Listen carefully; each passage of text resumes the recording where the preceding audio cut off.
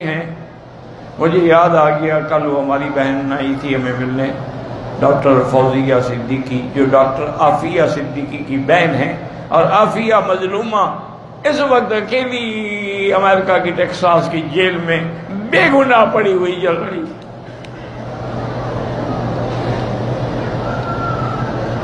कोई मदद करने वाला नहीं अल्लाह के सिवा।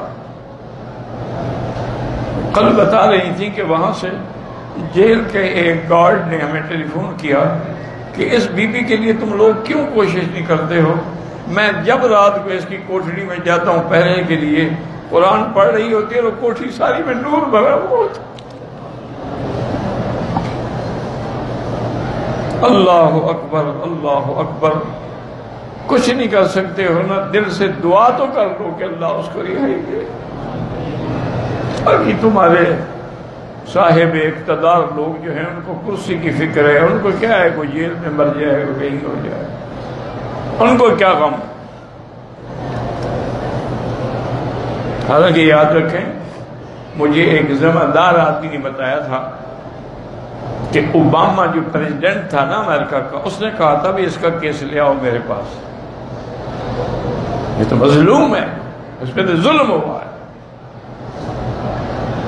किस जुर्म में आखिर इसको पकड़ा गया है? लेकिन कोई किसने ले जाना था?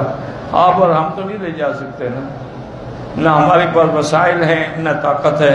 हाँ, बस एक ताकत है, वो ताकत है दुआ की, कि रात को तहज्जुद में 2 रकात पढ़ के रो के बहन के लिए अल्लाह से दुआ करें। और जो नाहक कैदी पड़े हुए हैं जहां जहां भी जेलों में है, अल्लाह उनकी मदद करे और उनको रिहाई अता फरमाए।